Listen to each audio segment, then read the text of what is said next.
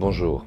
Parmi les festivals que je sélectionne, il y a ceux que j'ai déjà faits, ceux dont j'entends parler depuis un moment, et ceux que je ne connais pas, et quand je les découvre, j'ai envie d'y aller directement. J'aimerais aborder un festival qui appartient à cette dernière catégorie. Laissez-moi vous parler du festival Cinéma d'Alès, Itinérance.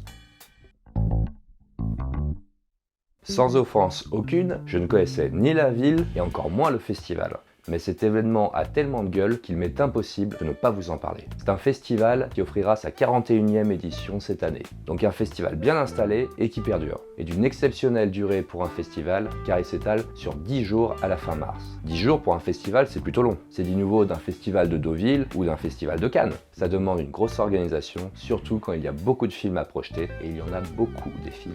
Contrairement aux différents festivals que nous avons déjà vus sur cette chaîne, il n'y a pas de thématique particulière. Le festival propose des films très variés, à l'instar de Cannes, que j'évoquais juste avant. Le Festival Cinéma d'Alès propose 72 films en avant-première, dont 15 inédits et 2 rééditions de films. Le but de cette large sélection est de prendre le pouls de la création cinématographique contemporaine venue de tout horizon. Tels sont les mots du festival. 72 films sur 10 jours, il faudra faire un choix. On peut espérer en voir une quarantaine si on fait le festival en entier. Le problème qui se pose, c'est que les 72 avant-premières ne sont qu'une partie de la sélection. Au total, ce seront 140 longs métrages qui seront projetés pendant la durée du festival. Je viens de vous parler de la sélection d'avant-première, qui fait quasiment la moitié de la programmation. Regardons maintenant les autres sélections.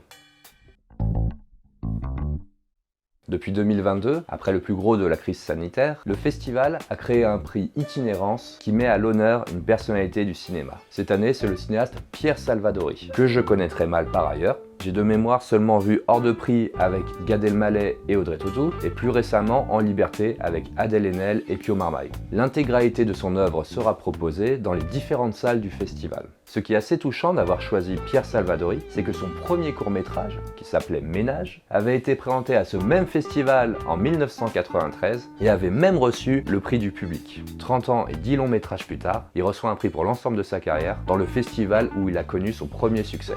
Moi, j'aime bien ce genre d'histoire, le retour aux sources, là où tout a commencé.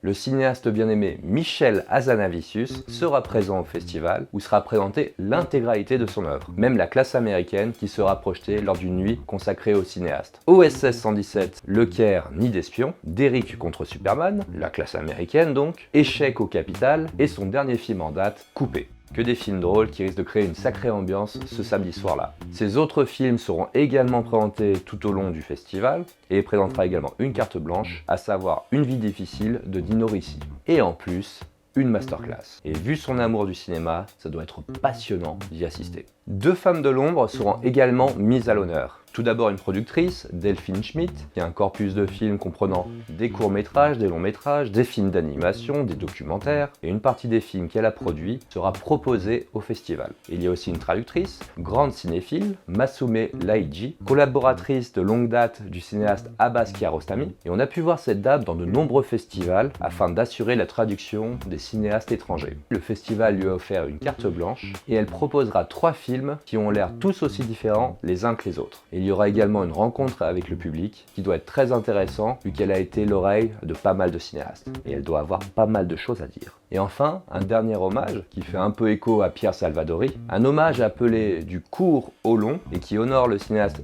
Jimmy Laporal-Trésor qui après 2 courts-métrages dont un récompensé à Alès vient de sortir en début d'année son premier long-métrage, Les Rascals, que j'ai eu l'occasion de voir et que j'ai personnellement trouvé plutôt cool. Comme les avant-premières, les hommages et les cartes blanches ne suffisaient pas, cette année, c'est la thématique de la nuit qu'on verra se décliner sur les écrans. Avec cette seule thématique, il y avait de quoi déjà faire un festival en entier. Il y a bien sûr des films cultes, comme Christine de John Carpenter, Warriors, Guerriers de la nuit de Walter Hill, et des films que personnellement j'adore, comme La nuit nous appartient de James Gray. Et il y a également plein de films que je n'ai pas encore vus, et certains me sont complètement inconnus. Pour être tout à fait transparent avec vous, j'adore ce thème, et c'est la section du festival qui me chauffe le plus. Pour chipoter, j'aurais peut-être ajouté Taxi Driver de Martin Scorsese ou alors Collateral de Michael Mann, mais vraiment je chipote parce que la sélection est vraiment très belle. Et quoi de mieux qu'une nuit autour d'une thématique sur la nuit au cinéma? Le festival proposera sur le deuxième week-end 4 films qui risquent de mettre la bonne ambiance. Au programme, La fièvre du samedi soir de John Badham, Piège de cristal ou Die Hard de John McTiernan, Le loup-garou de Londres de John Landis, et le dernier sera C'est la fin, film de Seth Rogen. Pour compléter l'ensemble des sections de la programmation, le festival s'associe à un collectif d'associations pour proposer une douzaine de films ayant pour thème les pays méditerranéens, dans une programmation appelée La Méditerranée dans un fauteuil. Il y aura également plusieurs programmes de courts-métrages, dont une compétition, et également des expositions et plein de petits ateliers par-ci par-là. Vous l'aurez compris, vous n'aurez pas le temps de vous ennuyer. Au total, plus de 160 œuvres, toutes sections ou genres confondus, courts ou longs métrages, seront projetées pendant le festival. L'ensemble des projections se dérouleront sur 8 lieux différents, mais à voir la programmation, il y a 2 lieux qui sont particulièrement mis à disposition pendant le festival. Tout d'abord, le Cratère, qui est à la base une scène nationale, à savoir un espace qui propose une programmation pluridisciplinaire, donc ça peut être de la danse, ça peut être du théâtre, ou dans notre cas, du cinéma. Le Cratère est un espace qui comprend 2 salles. Une principale, qui est immense, avec 885 places, et une deuxième salle appelée la salle d'à côté, qui comprend 190 places. Et il y a également le Cinéplanète, un multiplex de 8 salles classées art et essai, qui met à disposition plusieurs de leurs salles pendant le festival, jusqu'à 4 salles en même temps à certains moments. Le festival a lieu du vendredi 24 mars au dimanche 2 avril, avec des séances pouvant aller de 9h30 à 21h30, sans compter les nuits bien sûr. Au final, il est possible de voir au maximum entre 40 et 50 films, si bien sûr on part en mode hardcore et qu'on fait tout le festival. Combien ça coûte d'aller au festival? Il existe un pass festival qui couvre l'entièreté des séances, qui coûte au prix fort 68 €, pour voir potentiellement des films du matin au soir pendant 10 jours. Donc plutôt bon marché au final. Surtout si tu rentres dans la case des tarifs réduits, où le prix passe à 34 €. Ou encore si tu es étudiant, lycéen ou en service civique, tu payes le festival 17 €. J'ai payé plus cher ma place d'Avatar 2. Là, pour 17 €, tu peux voir des dizaines de films.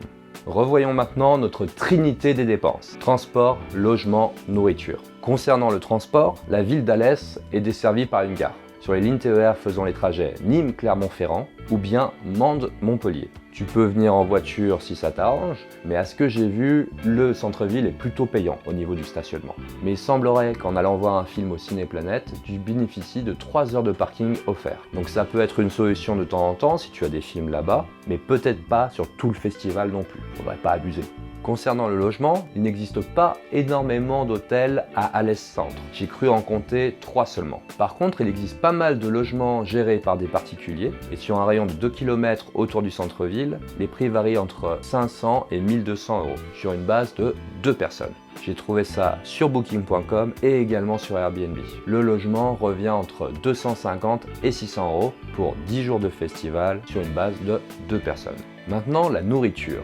Donc à ce que j'ai vu, il y a de tout dans le centre-ville pour pouvoir se nourrir sans se ruiner. Et en plus, on a le temps de manger entre les séances. Donc, parfait.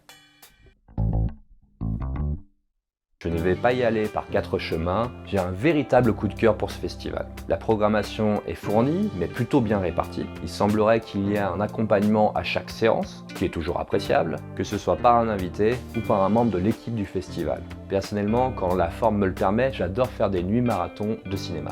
Et le festival en propose 2, donc ça me fait plaisir. Le programme est très dense, mais il est très clair. Et félicitations à ceux qui l'ont édité. Le programme papier, j'entends. C'est franchement du bon travail.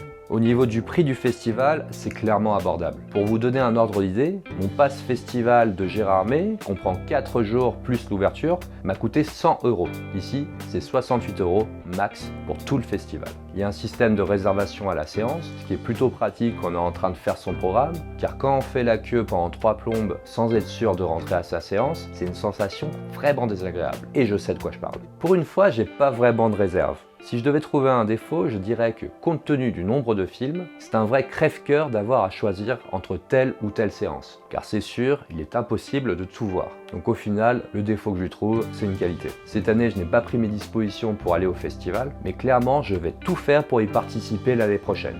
Ou au moins en partie. Car 10 jours, on va pas se mentir, ça représente pas mal sur mon capital congé payé. Nous arrivons à la fin de cette vidéo. J'espère que vous avez eu autant de plaisir que moi à découvrir le Festival Cinéma d'Alès Itinérance, qui fêtera sa 41e édition du vendredi 24 mars au dimanche 2 avril à Alès, dans le Gard. N'hésitez pas à donner un coup d'œil au programme du festival et au site internet, vous trouverez les liens dans la description. Par là même, n'hésitez pas à liker cette vidéo, à vous abonner à la chaîne si vous ne l'avez pas fait et à la partager autour de vous. On se retrouve bientôt pour parler d'un nouveau festival. Le bisou!